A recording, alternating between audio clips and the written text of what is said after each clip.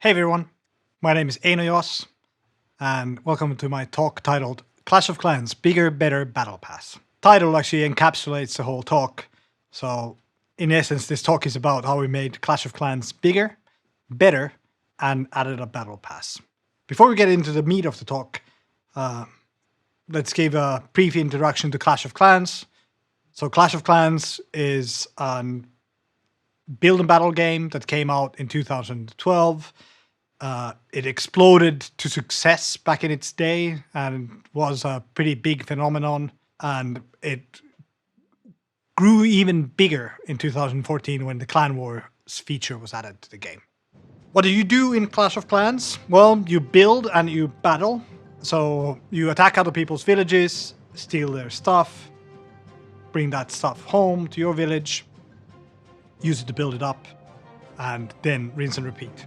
There's a strong social aspect to Clash of Clans, so you can also establish clans with your friends and then build those clans up, take them into wars, fight against other clans, and do other stuff together. The village is really at the heart of the game, so it's something that you start with, it's something that sticks with you the whole game.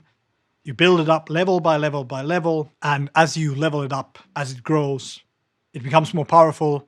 You unlock new toys to play with, new cool ways to steal other people's stuff, and new ways to wage war. The core loop of Clash of Clans is pretty simple. So, as I mentioned, you steal other people's stuff in battles, then you bring that stuff home, and you use it to build up your own village and train armies. You can also get a bit of resources by building these resource collector buildings, gold mines, elixir collectors. Those will give you a small trickle of resources on the side. So that's Clash of Clans in a nutshell. If you have been following games media last year, you might have seen headlines like this one. So our revenue jumped pretty drastically in April last year when we introduced a feature called Gold Pass, which is a battle pass. You might know battle passes from games like Fortnite. It's a system where you sign up every month and get a progression structure to go through and get nice rewards out of it. And for us, that worked really well, and the revenue jumped pretty drastically. And what's better, we finished the year at nearly a 30% growth year over year. And like hearing me say this, you might feel like, ooh, these battle passes, they're pretty sweet. Maybe I should add one to my game. And you might be right. Maybe you should. But then on the other hand, it might be a terrible idea. And it really, we think, depends on where your game is at and what it needs. That sort of brings me to the bigger journey of this talk. So, touches on the Battle Pass, and it is a big part of our success last year, but it's not the only thing that this talk is about. This talk is about the journey over the past 2 years of the things that we did to actually make the Battle Pass succeed. How we see it is that we worked on the foundations of the game, fixed some fundamental problems that we had, that if we had left them alone and just did our Gold Pass feature, it wouldn't have succeeded as well. And to give you an analogy of the Infinity Gauntlet, this baby doesn't work on its own. It needs all of the stones to work. Gold Pass was just one of the stones, and the other things that we did were the rest. And once we did the Gold Pass, that was the moment where everything blew up. Given this context, I would actually go as far as to make a bold claim, which is that if we had done Gold Pass 2 years ago, without working on the fundamentals, it wouldn't have been a big success. In this talk, I will take you on a journey through those 2 years and show you what we did, why we did it, and why it actually supported the Gold Pass in bringing us great results. So you might be thinking, who am I to make this claim? Well, my name is Eino. I am a game designer / game lead from an imaginary country of Finland. I have loved games since I was a kid, and that wasn't my first career choice, because when we were little and we racked up a massive modem bill playing Quake online, my dad got really angry and said, playing all these games will never do anything good for you. So I took heed of that, and I went to get a real education. I studied in Helsinki School of Economics, majored in economics, and started getting really afraid of working in a consultancy or a bank or an insurance company towards the end of my studies. Luckily, I met this guy, Vili Lehdonvirta. He's a researcher in virtual economies. I met him at a dinner party in the Finnish embassy in Tokyo, and we started geeking out about the economy in Ultima Online. So great way to make new friends. We ended up starting a company together, and he was my mentor in getting into virtual economics and learning more about how do virtual economies work, what can you do with them, what are good ideas, what are bad ideas. We did that for 2 years, and that eventually landed me a job at a company called CCV Games. I moved to work in their studio in Shanghai, worked on a game there for 3.5 years, then ended up working in Berlin, Germany, at a company called Jager for 3 years. And then finally, I returned to my imaginary native land of Finland to work for Supercell. At Supercell, I started first at Boom Beach as a game designer and then moved to Clash of Clans in August 2017. And that's sort of where our journey begins. Beginning of the journey. In August 2017, I moved to Clash of Clans, and then September 2017, the game lead at the time told me, "You're going to take over the team now. It's going to be fine. Don't be scared. I know you are. Good luck." And he went to work on a new game project. It was an interesting time because the team was pretty new at the time. There were quite a few new faces, and a lot of movement was happening. The game itself had been declining for a while, so we were coming into a situation where the pressure was sort of on. We were, of course, young and bright-eyed, and we felt that we wanted to make a difference. Since we were a new team, and since we felt that we needed to do something, or otherwise the game would probably continue declining, it felt like a good opportunity to reassess how the game was doing 5 years in. So the game was 5 years old at this time. So how was the game doing in 2017? A small preamble. Old games develop old game problems. And Clash had been live for 5 years at this point. And there had been a lot of content added, a lot of new things happening. And we were starting to see problems, or it was apparent at this point that there were some problems in the foundations of the game. And systems that were great, had been working very well until now, were sort of falling apart. And when we started looking at the problems, the first one that was very obvious, and we talked a lot about it at the time, was the exponential economy. So how the Clash economy works is, as you level up your village, things get more expensive. And they get more expensive in an exponential way. Now, this works great in the beginning of the game because the costs are low, but as you get to the end game, the progression can slow to a crawl, and that gets really tedious, and it might make you want to stop playing. So, quite a big problem. The next problem we had was that our top-level players had absolutely nothing to do. And the reason was that it had been over 2 years since we had released Town Hall 11. And while we had done some content drops along the way, those were immediately burned through by the most dedicated players. And they were back at square one, maxed out, nothing to do. And this was concerning because these guys were our most active and most loyal players. If they didn't have anything to do, there was a high chance that they would start churning out. The third problem was that there was something weird going on in the mid-levels. So we were seeing that on Town Hall levels 9 and 10, a lot of people were actually not upgrading. They were getting to a maxed out state, but then they were stopping there. And that was really problematic because from our perspective, if people are not progressing, they don't want anything. And it's really hard for us then to provide them with cool stuff to do. If they don't want to move, things are tough for us. When we investigated this, it turned out that the clan war system that we had done was actually putting some social barriers in the way of upgrading. And we needed to do something to those barriers. So the last problem we identified was that our conversion was not great. It wasn't super bad, but it wasn't great. And we felt that maybe we needed to do something about it. And the way we generally think about tackling problems at Supercell is retention always trumps monetization. So the logic for that is if you have retention, you can always figure out monetization. If you don't have retention, well, monetization doesn't really matter. At the end of 2017, we decided to break the exponential economy.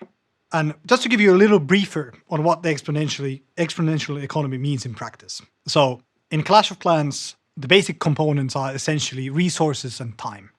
And resources, gold, elixir, dark elixir, those you get from playing the game, stealing people's stuff. Time is just something that exists. Everyone has the same amount. Gems you can buy with money, and you can use gems to either get more resources or get some more, keep some time. Then the things you spend these on, well, you spend them on upgrading, training armies, whatnot. In the early game, this is all good and fair. The sources and sinks are fairly balanced, and you get a nice cadence of upgrades. You earn some resources as you raid people's villages. You bring those back. You start some upgrades. You can get several upgrades done in a day, and the durations of the upgrades last from minutes to hours. The problems start happening when you get to the late game. That's where the exponential economy kicks in. What this means in practice is that the sinks start outpacing the sources big time. Suddenly, to start a single upgrade, you actually need to instead of raiding one village, you need to raid 20 villages. And instead of an upgrade taking 8 hours, it can take 8 days. And naturally, this will cause some frustration. To give you a concrete example, if you take a level 7 cannon, upgrade it to level 8, it will cost 200,000 gold and take 24 hours. That's like early mid-game level, so it's still pretty good. 200,000 is something that you can get maybe in 2 attacks, so not too painful, pretty okay. Now, if you take the max level cannon, which is level 14, you upgrade from 13 to 14, it will take you 7.5 million and 192 hours, which is equal to 8 days. And this is quite painful already. So we decided to make this better. The first thing we did was we increased the income. We found multiple places where we could inject some resources into the system and make it a little bit easier for people to start upgrades. In a similar vein, we cut the upgrade times and cost, so working the other side of the equation, and we cut pretty drastically up to 80% of the costs around town hall levels 4 to 10. Different amounts in different levels. But to really solve this problem, we figured that we need something new also that lets us deal with the problem in the future. These kind of tweaking the economy is nice, but it didn't really solve the fundamental problem. And we needed something for that. And that thing that we added was called magic items. And what magic items do is that they give you guaranteed results. So one magic item always has the same result. It has the same effect. And if you use the example I gave previously, upgrading level 7 cannon to level 8, and we use a magic item that gives you a time skip, it costs 200,000 gold, it takes 24 hours to build. But if you use one of these magic items that we just added, instead of spending 24 hours, you can just spend 1 book of building and it skips the timer. And then to the second example of the max level cannon, costs 7.5 million and 192 hours, 8 days. Instead of spending that or waiting that, you can just spend one book of building to skip the whole timer. It doesn't matter how long the timer is, 1 book of building will always skip it. So the result is always guaranteed. And no matter where you are on the town hall levels, you can always use one of these to finish an upgrade immediately.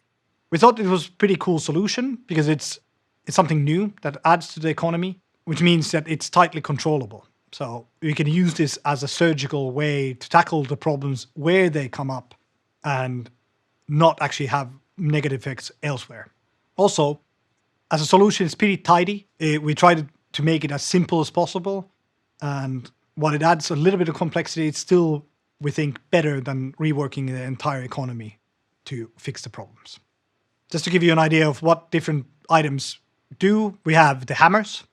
Hammers give you a level directly to the thing that you're upgrading. There's several types. So there's hammers and magic items for different types. There's one on the left is for troops. Then we have something for spells. Then we have something for upgrading your heroes or adding a level to your heroes. And then finally, something to give a level to your buildings. A similar vein, we have books. The first one allows you to skip timers on your troop upgrades. Second one allows you to skip timers on your spell upgrades. Third on your hero upgrades. And then lastly, the Book of Building on your building upgrades. Then we have runes, one for each resource type. These allow you to fill your resource storages to max capacity, whatever it is. And then finally, we have potions. And potions have nice little effects that are temporary. You can, for example, boost your builders for a time. You can add levels to your heroes for a time. You can get your troops to max level for a time, and so on and so forth. Having done magic items and all the other tweaks to the economy to make progression better, we felt that we had succeeded in solving the economy problem. And we had found tools to best the exponential economy. We were pretty happy. The solution was good. The problem was that there were a lot of players who didn't really care about it. So we still had the maxed out players who didn't actually want to upgrade anything, so magic items didn't matter for them. And then we had the mid-level players, Town Hall 9 and 10 war players, who just didn't want to upgrade. So they didn't care about magic items either. It was clear to us that our work wasn't done yet.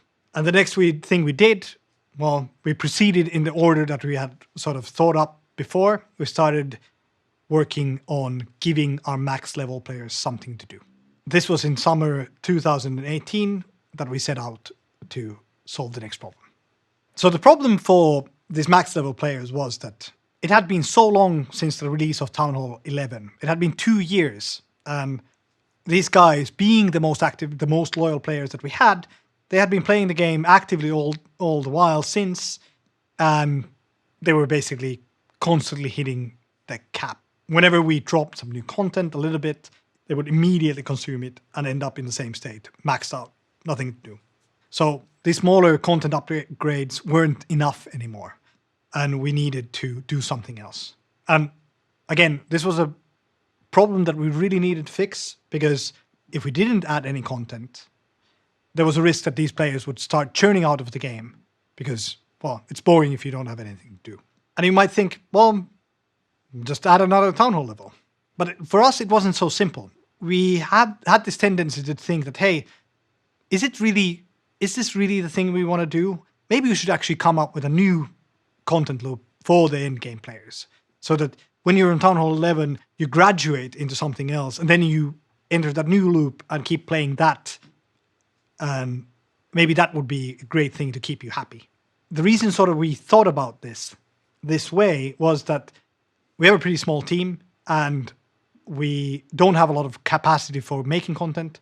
There's reasons why we have small teams. I'll explain it towards the end of the presentation, but that wasn't something we wanted to compromise. So we always tend to look for solutions that scale nicely and allow us to stay small and do things in a smart way. Coming from this angle, we were thinking about this as a challenge, like, hey, maybe we can actually get really smart here and come up with something for the endgame players that will keep them excited forever, and it's going to be great for us. But in the end, when we thought about it more, it ended up being a really stupid idea. The way we kind of concluded was that if we really wanted to pull this off, we would need to create something that would be more compelling or as compelling as the core game of Clash is. So we would have to, in essence, we would have to build a game that is as good or better than Clash of Clans. And not only that, we would have to have that game speak and win the hearts of the players who love Clash of Clans. Once we realized this, we just kind of concluded that, hey, let's stop searching for a silver bullet. Let's just give the players what they signed up for and what they expect. That meant doing another Town Hall level. That said, we felt that whatever we do, the bar can't be low. And we needed to do a really good job with this update, with this Town Hall level. It needed to be something that really delights players and really makes them want to upgrade. And we felt that we really needed to hit that level of quality with it. As you might know, the thing that we did was Town Hall 12. So to achieve this sort of delightful upgrade level that gets people really excited and makes them want to upgrade, we decided to tackle it by adding novel, exciting gameplay. And we did 3 things with this upgrade. We added the Town Hall that fights back. So first time ever, Town Hall was weaponized. If you poke it violently, it gets angry. It will shoot back. It will try to destroy your army. Then we added Electro Dragons, which are super powerful and super slow. And then finally, we figured that Clan Castle is pretty boring because it always deploys on the side of the village. Maybe we could spice that up by delivering it in the middle of the village. And we did that with siege machines. So siege machines are a new way of attacking. You put your Clan Castle troops inside the siege machine, and then the siege machine will deliver the troops in various ways to the enemy village. There was a slight social prestige element to the siege machines as well.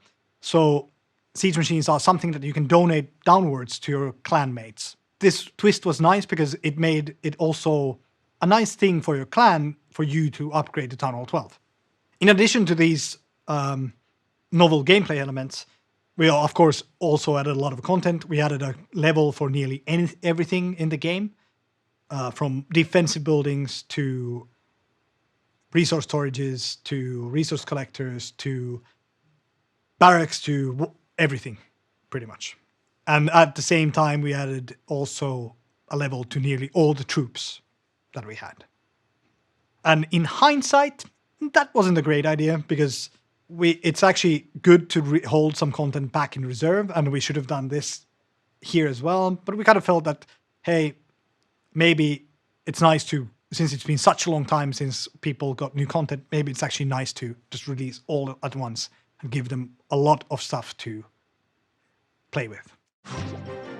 At this point, we had 2 problems down, 1 problem or 2 problems to go, and we had nice rewards. The economy was better. We had a way to deal with the exponential economy. We had fresh things to do with Town Hall 12, lots of new gameplay content for the max level players, and it felt like a good time to shift our attention to the lower levels, namely the war players stuck on Town Hall levels 9 and 10. We decided to start working on this problem next.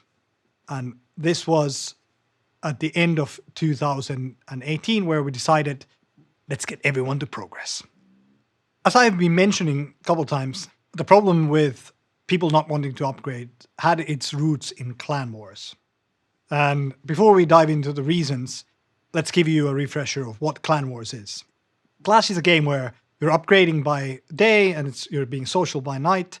And it's called Clash of Clans. And until April 2014, well, there were clans, but there wasn't a lot of clashing between the clans. And then Clan Wars came along. And that with Clan Wars, social gameplay, social PvP arrived on the scene. And suddenly you had clan versus clan play. You could basically take your clan, take it into a war with another clan, just at a press of a button.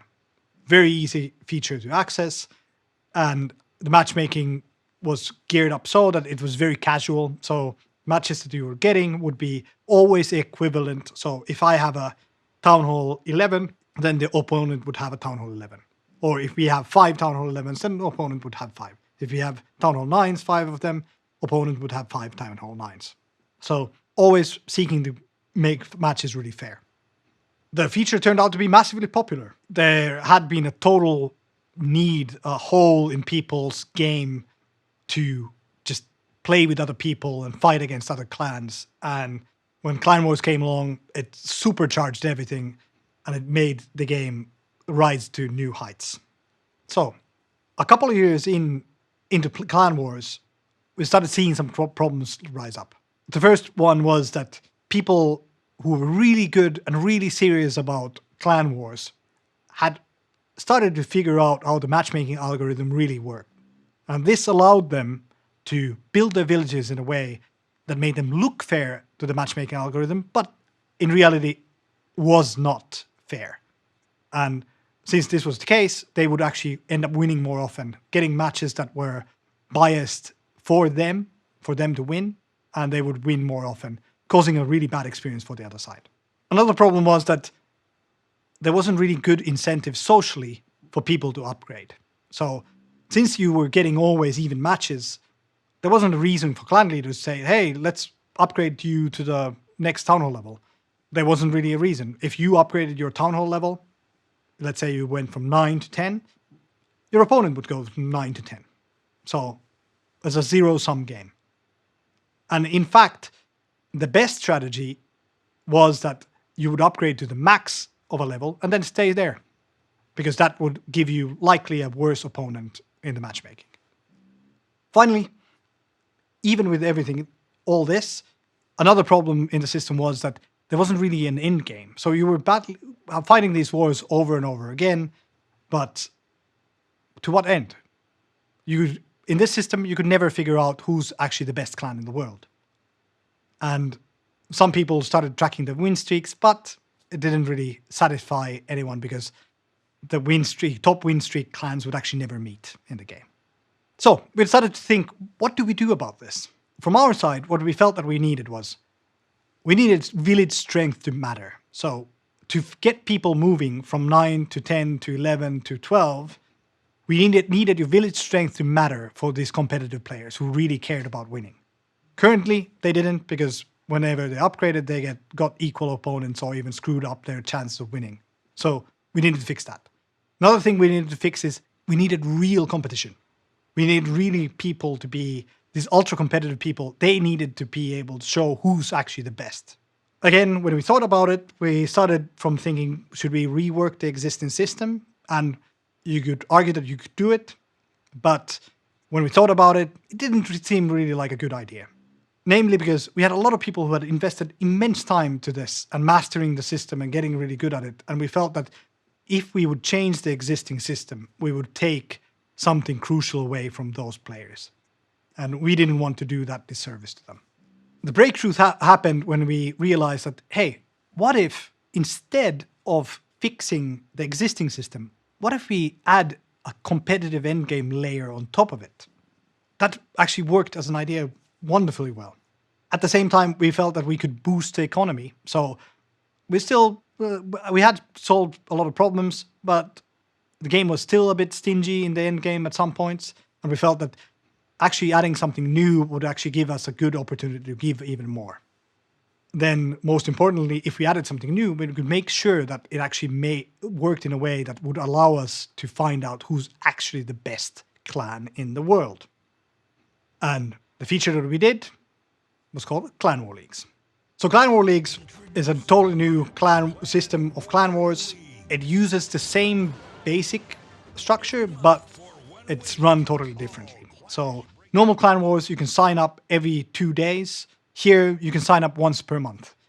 So at the beginning of the month, there's an opportunity to sign up for Clan War Leagues. If you take that, you get matched with 7 other clans for 7 wars for 1 week. And sort of what we did with the matchmaking is we fixed it by not having any matchmaking. The Clan War Leagues works in a league structure where you get seeded into the league structure based on your strength. But after that, it's free for all. All your opponents are just from the same, randomly picked from the same league. And then once you start, it's all about how good you are and how strong your villages are. So if you do well against your opponents in your bracket, you get promoted. If you do badly, you get demoted. And again, it's a combination now of skill and strength that will take you higher. So there's 18 leagues in total. And if you make it to the very top, so the top league is Champion 1. If you make it there and you make it to the top of the leaderboard for Champion 1, you kind of get invited to our offline qualifiers for Clash of Clans World Championship. The cool thing about this is that you don't actually need to care about esports to make it here. It's okay not to even know about them. All you need to do is play your game, be excited, upgrade your village, be really good, And if you do that, you have a chance of ending up in the World Championships. Rewards get better as you go higher, so there's always a reason to push higher. The rewards that you get are mostly feeding into progress. So you get magic items, you get resources, and you get exclusive cosmetics if you participate in Clan War Leagues. When it came to the cadence of Clan War Leagues, we wanted to sort of set people on a nice cycle, give them some structure into their game. So Clan War Leagues is run at the beginning of every month, and then you get nice rewards from it that help you upgrade your village and get stronger, and then you can be stronger for the next round of Clan War Leagues.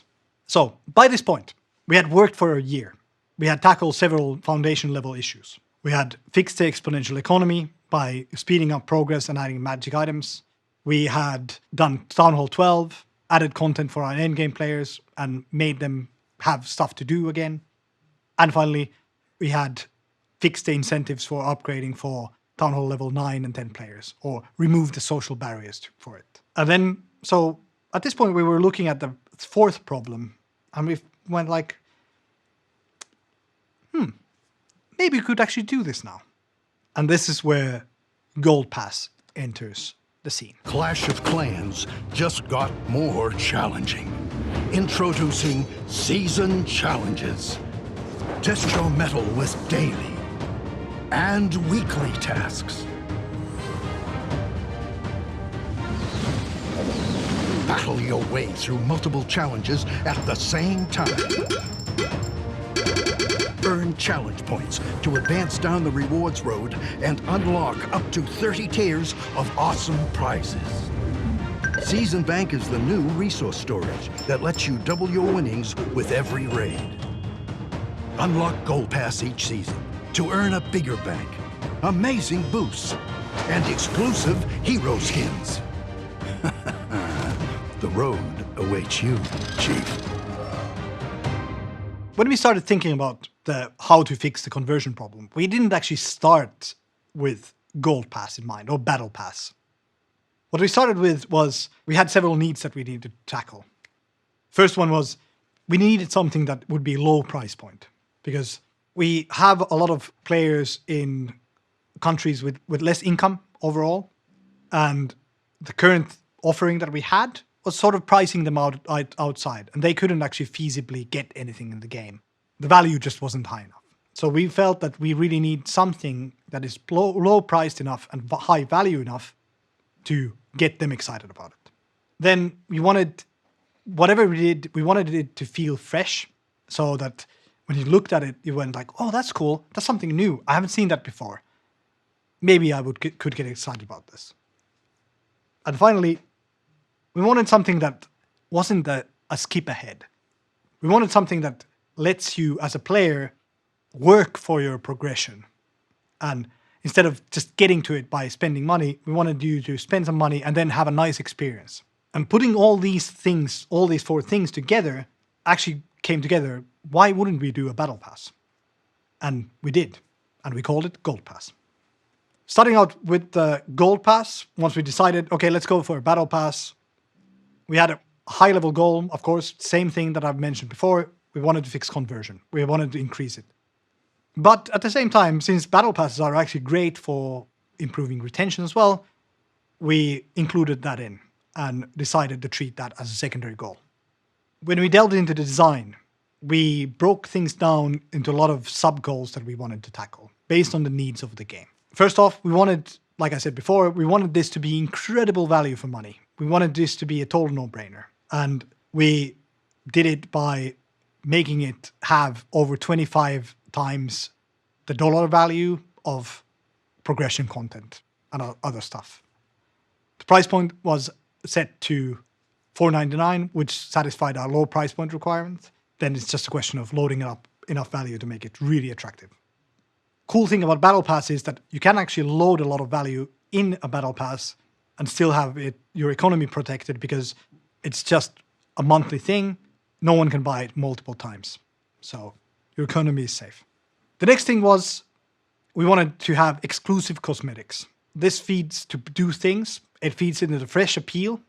So this was something new that we didn't have. Then it feeds into satisfying max out players who don't actually need the progression content, but exclusive cosmetics is something that they still could get behind if they're inclined. The exclusive cosmetics that we did were hero skins. So for the first time ever, we added hero skins into the game.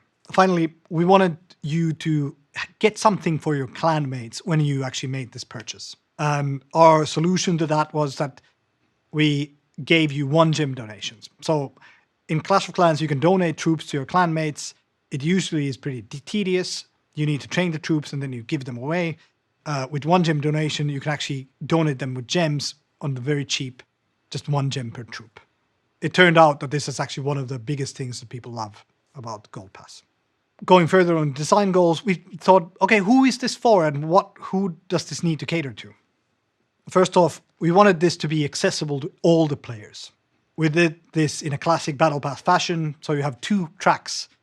You have the free track, and then you have the gold track that you get access to if you pay. You gain progress on both simultaneously. So if you're just playing along, you can play for free. You don't need to care about it. You make some progress. And then maybe at some point you'll be interested in buying the gold pass if you make it really far. But everyone gets access. Everyone gets to participate in this feature for free.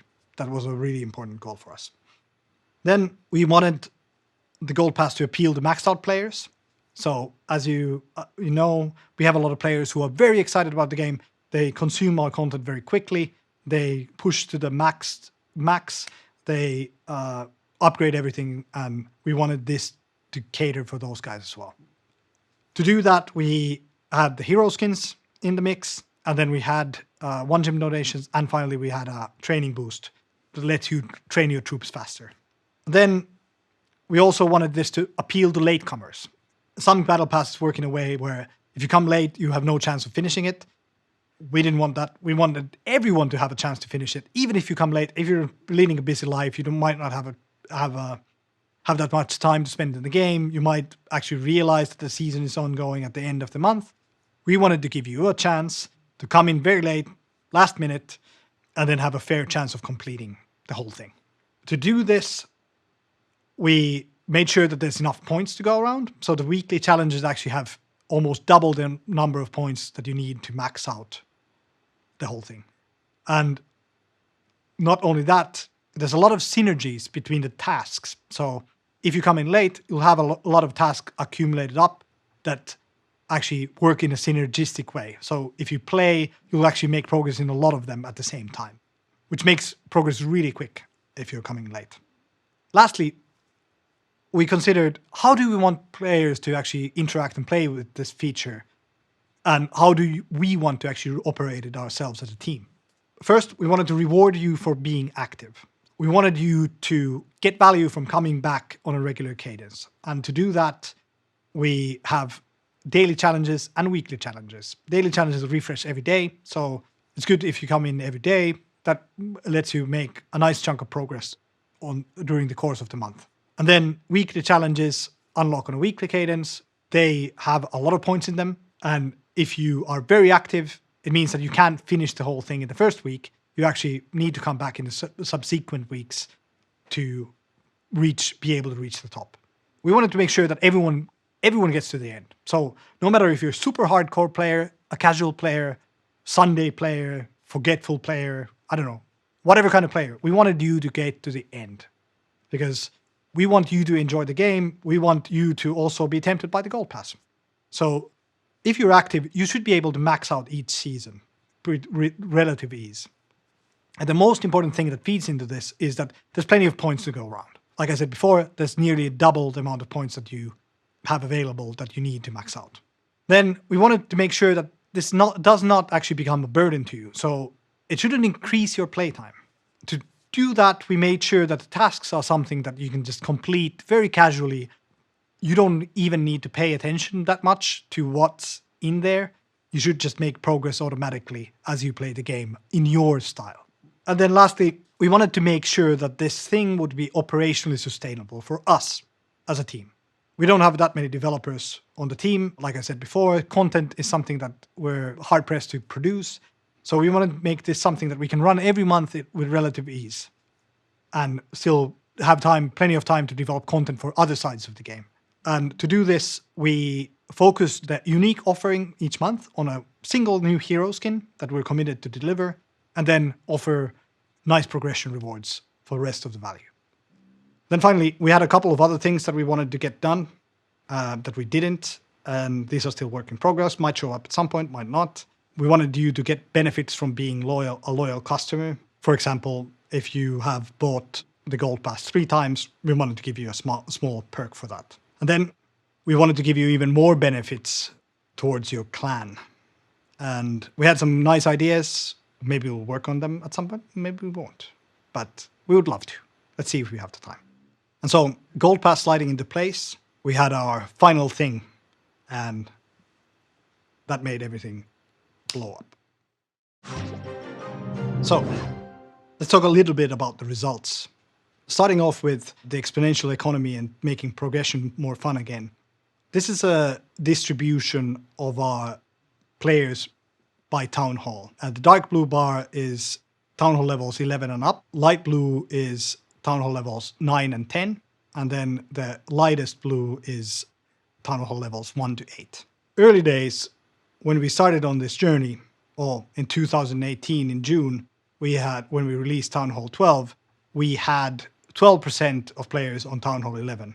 So a pretty exclusive club, not a lot of people percentage-wise there, and it's an obvious sign that it's actually pretty hard to get there.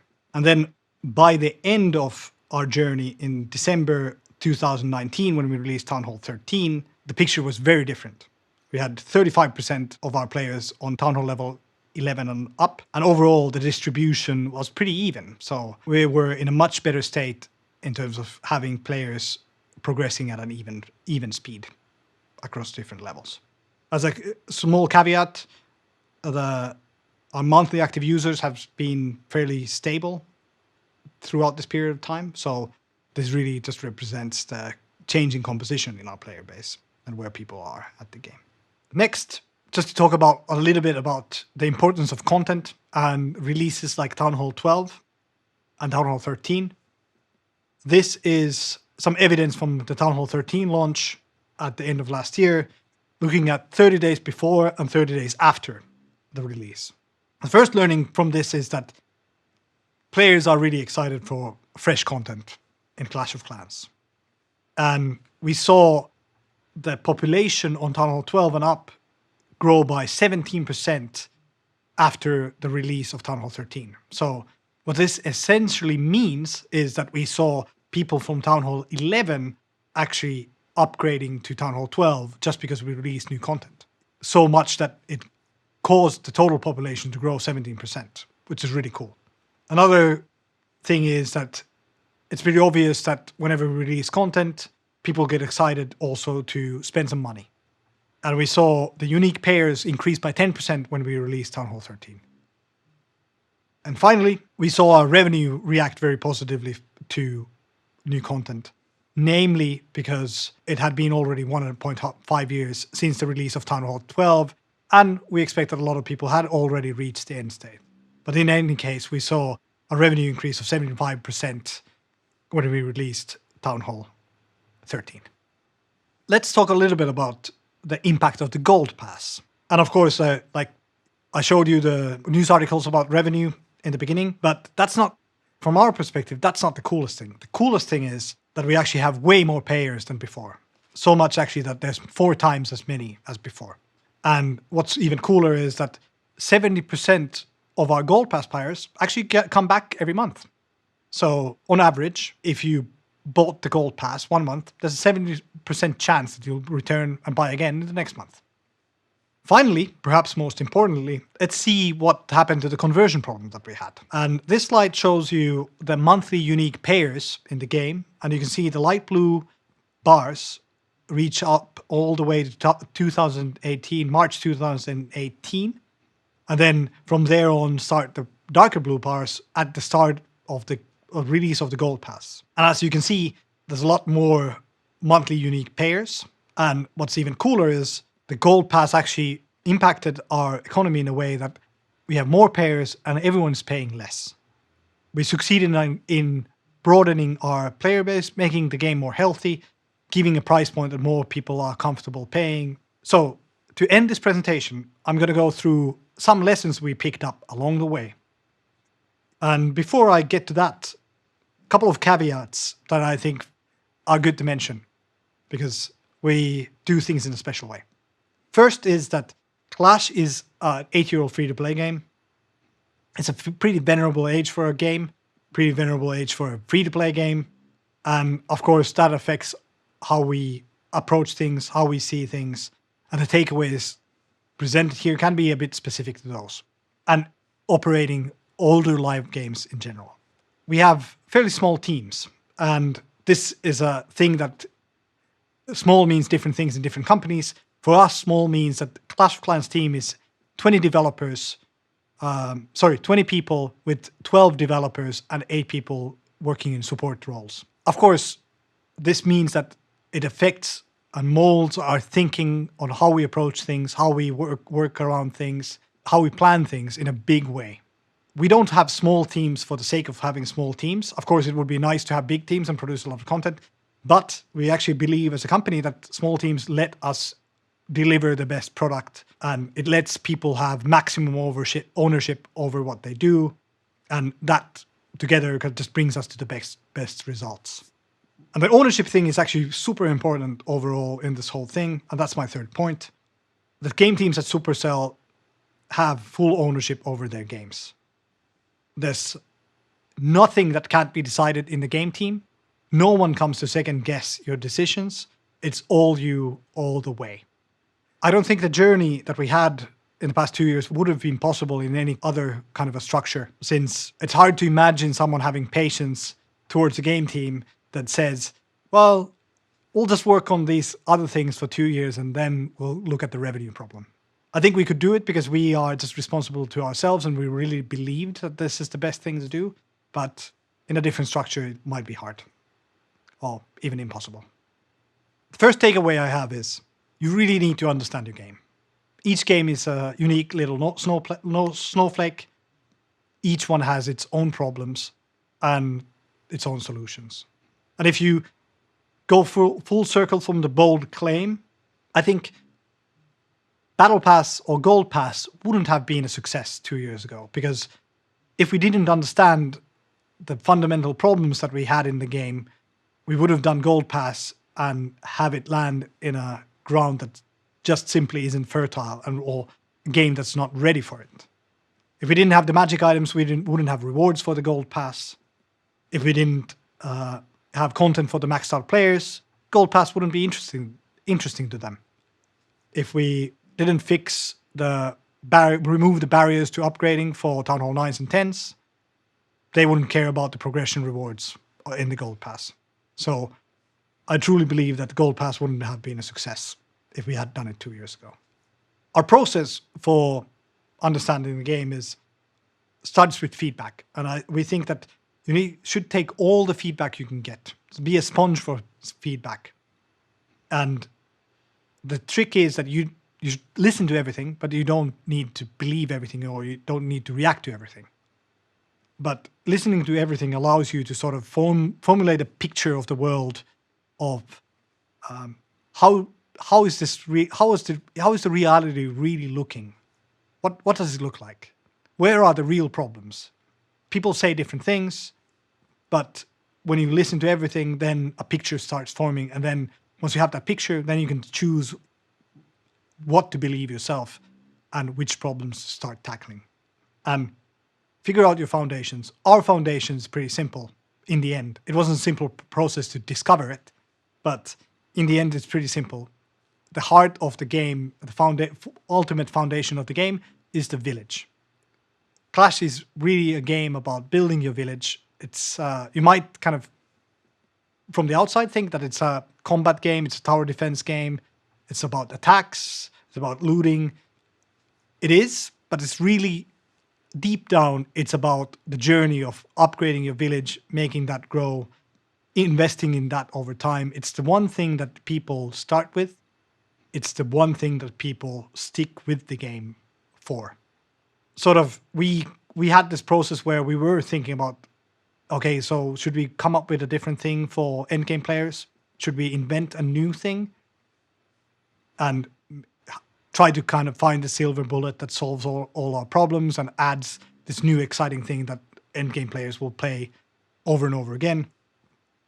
And it wasn't a good idea in the end. So my advice would be, don't be like us, be like you, be smarter, don't search for silver bullets, just double down on what makes your game special and what is valuable in your game, and then find the right solutions to that.